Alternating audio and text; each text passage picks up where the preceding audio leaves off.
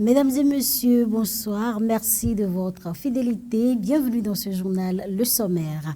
Le Festival des Humanités se prépare activement au Bénin, reçu en audience par le président du Conseil économique et social. Le doyen de la faculté des lettres de l'UAC est allé présenter les contours de cet événement dédié à la promotion de la culture, du savoir et de la recherche. Le point dans ce 20h. Le maire de Cotonou franchit le cap symbolique des 100 jours de mandat. L'heure est au premier bilan dans les rues de la capitale économique où les habitants évaluent les actions engagées depuis son arrivée. Les réactions à suivre dans ce journal.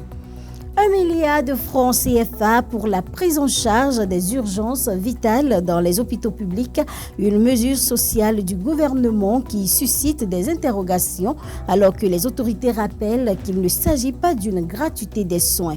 Plus de précisions dans un instant. Voilà le sommaire de cette édition.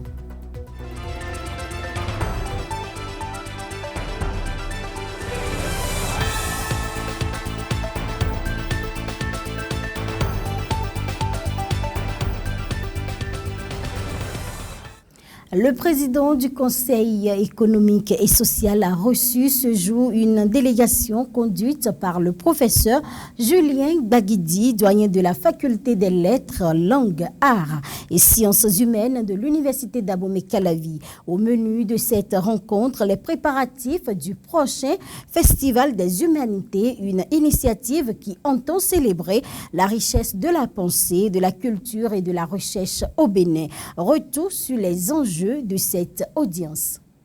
Nous avons été accompagnés par nos secrétaires généraux d'entité et le président du comité d'organisation d'un festival que nous avons dénommé Festival universitaire de la mode, de l'événementiel par l'endogénéité, et avec les sages conseils du président du Conseil économique et social. Alors, à travers donc ce Festival des humanités, nous comptons recourir à l'identification des richesses endogènes liées aux questions de parure, aux questions de créativité, et également valoriser les productions intellectuelles et scientifiques des enseignants-chercheurs de nos deux entités qui s'occupent des questions culturelles et des questions de parure, des questions artistiques. Alors nous avons bénéficié des sages conseils, également de l'encadrement de l'équipe du président du Conseil économique et social, du président du Conseil économique et social lui-même, qui, en prodiguant ses conseils, nous a réorienté sur la compréhension de notre problématique par rapport à ce festival. Et je pense que nous sommes dans l'optique de prendre l'engagement d'améliorer tout ce que nous avons déjà préparé pour réussir ce festival que nous projetons pour fin juillet. Alors, ce qu'il y a aussi à retenir, c'est essentiellement l'aspect de partenariat scientifique et culturel avec les communautés à la base pour ressortir tout ce qui peut nous permettre non seulement d'exposer nos richesses culturelles, mais également comprendre au mieux comment se servir de ces produits culturels pour booster le développement économique et social de notre nation. Nous remercions très sincèrement le président du Conseil économique et social de nous avoir accordé cette audience que nous avons jugée très profitable pour nos deux entités, la faculté des lettres, langues et communication, la faculté des sciences humaines et sociales. Cela constitue une porte d'entrée, un partenariat que nous allons développer avec circonstancialité pour que toute la communauté universitaire profite des grandes orientations du Conseil économique et social.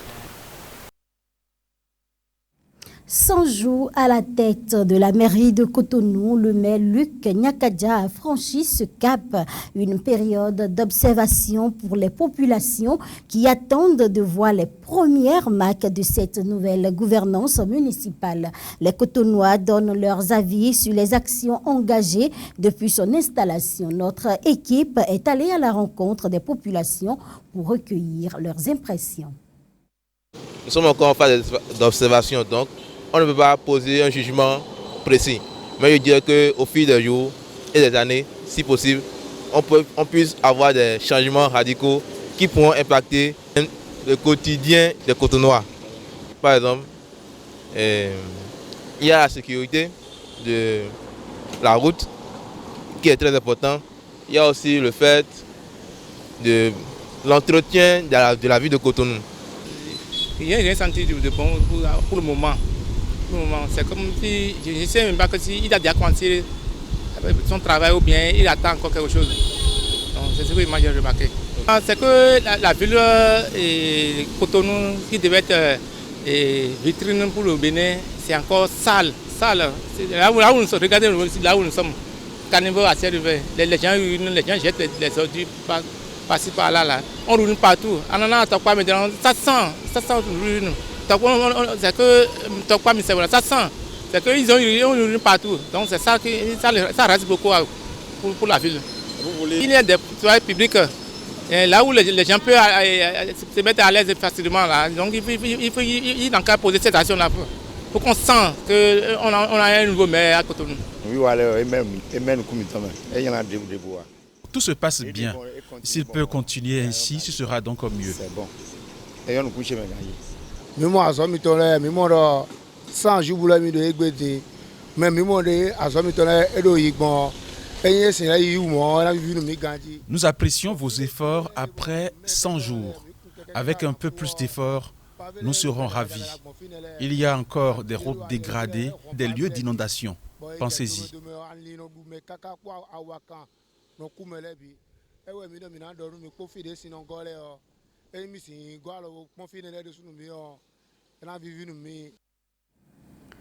Grâce à nos téléphones, nos ordinateurs, nous communiquons, nous échangeons des données, mais où vont-elles réellement? Sur quels serveurs sont-elles stockées? Une question qui préoccupe les Béninois, notamment les acteurs du numérique et les dirigeants. Le Bénin compte procéder à des actions concrètes d'ici tôt pour s'assurer de la protection de nos données. Suivez un responsable en système informatique et nous éclaire davantage au micro de Anan Adebola et Toussaint Bossa. Il est vrai que les offres en matière des États-Unis, de l'Europe et autres sont abordables par rapport à ce que nous produisons localement. Le coût il est plus élevé par rapport à ces offres, mais les données sont hébergées de choses chez eux. On ne sait pas ce qu'ils en font. Et il y a aussi plusieurs législations, comme je vous l'ai dit, il y a le Cloud Act qui permet à ce que l'État puisse aller fouiller dans les données que vous avez peut-être sur Google, vous avez peut-être sur AWS. Or, si les données sont hébergées dans notre pays, on sait que déjà nos données sont protégées au niveau de l'État. Il est vrai que pour pouvoir avoir cela, on doit débourser plus. Ce qu'il faudra faire, c'est peut-être de voir avec l'État afin de pouvoir réduire les coûts pour que toutes les personnes puissent aller librement, aller héberger nos données au Bénin. Donc c'est surtout ça. On est à l'heure de l'IA, l'intelligence artificielle. Et toutes les données que l'intelligence artificielle utilise sont produites par quelqu'un. C'est de voir comment, c'est de pouvoir faire pour qu'on puisse encadrer l'utilisation de l'intelligence artificielle. Il suffit de prendre un exemple, vous pouvez aller juste taper votre nom au niveau de l'intelligence artificielle. Il vous sortira certaines données que vous avez de vous, que vous n'avez pas mis quelque part. C'est peut-être quelqu'un d'autre qui a, en voulant peut-être générer un document, mais toutes les données de l'entreprise où il y a votre nom dedans. Et l'intelligence artificielle a déjà pris ça. Donc, c'est déjà voir comment faire pour que l'intelligence artificielle puisse être utilisée à bon escient. On est en train d'amorcer le pas avec la mise en place d'un ministère dédié à l'intelligence artificielle. Le Bénin dispose d'une stratégie d'intelligence artificielle, c'est de voir comment fédérer tous ces efforts pour que dans les jours à venir, qu'on puisse savoir que le Bénin est un géant en matière d'intelligence artificielle. Le gouvernement béninois a mis à la disposition des hôpitaux publics une dotation de 1 milliard pour les urgences vitales. Cette mesure sociale, saluée par plusieurs, est par ailleurs mal comprise par certains.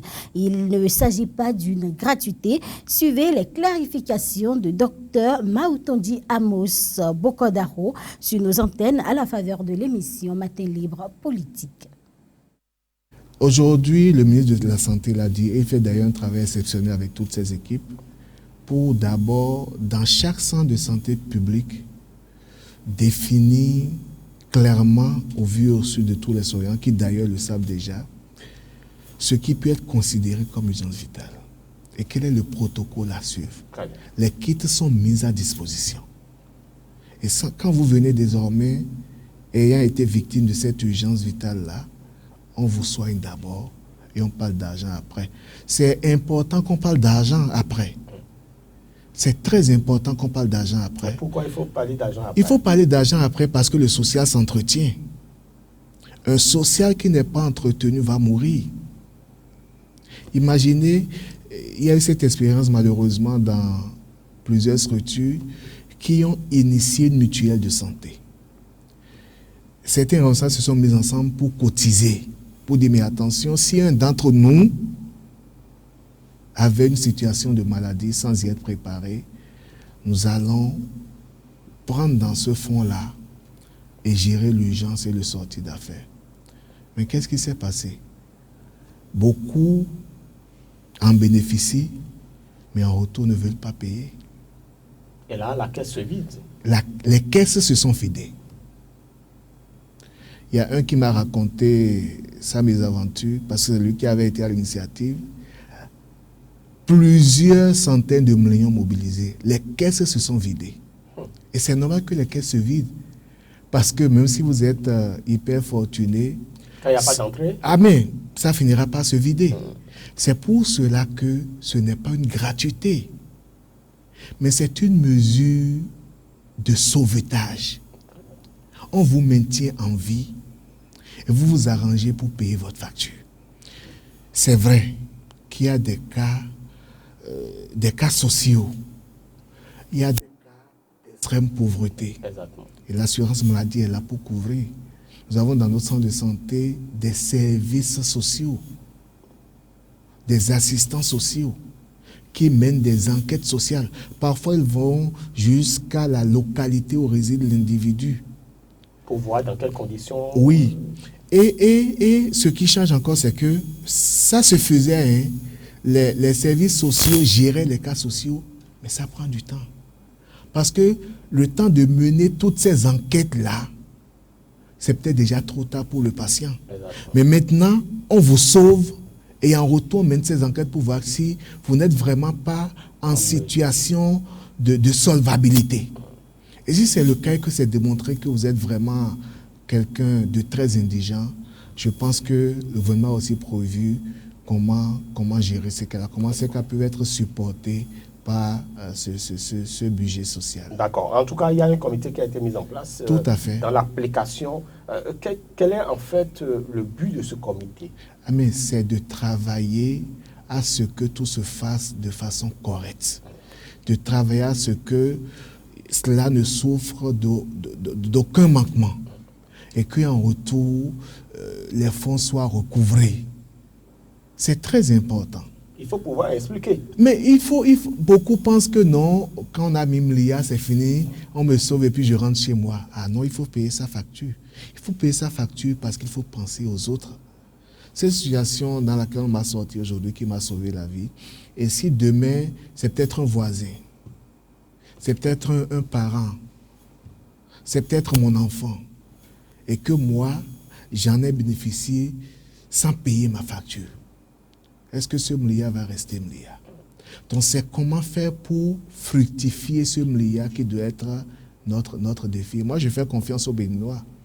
Les Béninois ont un cœur social. À petite exception près, hein. Il y en a peut-être qui aiment en profiter au maximum, mais la majeure partie de nos concitoyens ont ce cœur social-là. Moi, je suis sûr que le président, il a posé le premier pas. L'État a posé le premier pas. Il peut y avoir des bénévoles pour pouvoir... C'est là que je viens. L'État a posé le premier pas en mettant à disposition des centres de santé publique ce milliard pour sauver nos concitoyens des urgences vitales. Maintenant, je suis sûr que le peuple béninois va porter cette mesure avec lui. Vous vous souvenez, dans les années 2019-2020, du temps de coronavirus, vous vous souvenez de cet élan de solidarité. Tout à fait. Cet élan de solidarité. Les dons en nature, mais aussi en espèces. Ouais.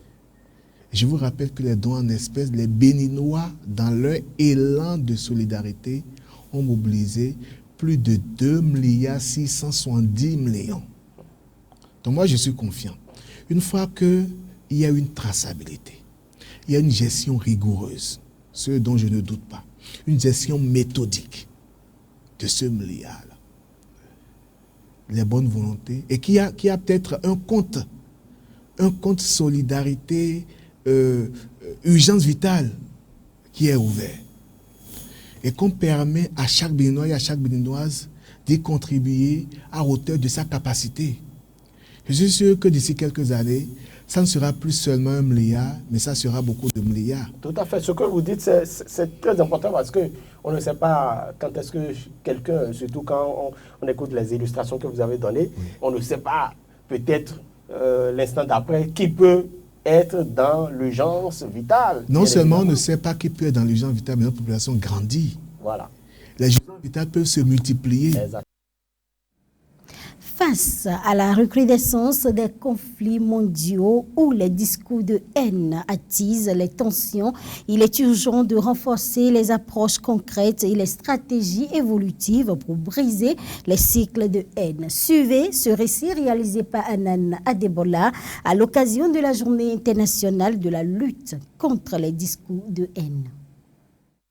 La diffusion de propos haineux peut être un signe avant-coureur de violence, notamment d'atrocités criminelles. Limiter les discours de haine pourrait contribuer à atténuer leur incidence. Le 18 juin est la Journée internationale de la lutte contre les discours de haine. Dans cette perspective, l'Organisation des Nations Unies a mis en place des actions concrètes à travers sa stratégie et son plan d'action. Celui-ci encourage les États membres à développer des initiatives concrètes dans tous les secteurs pour promouvoir le dialogue interreligieux et interculturel, la tolérance et la coopération. La stratégie souligne l'importance des partenariats et d'une approche impliquant toute la société, ainsi que la nécessité de sensibiliser le public aux droits humains, à la non-discrimination, au respect de la diversité et à la compréhension des autres cultures et religions.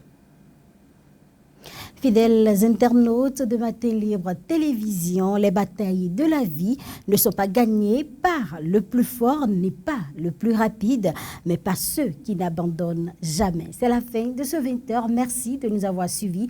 N'oubliez surtout pas de vous abonner à notre chaîne YouTube pour ne rien manquer de l'actualité.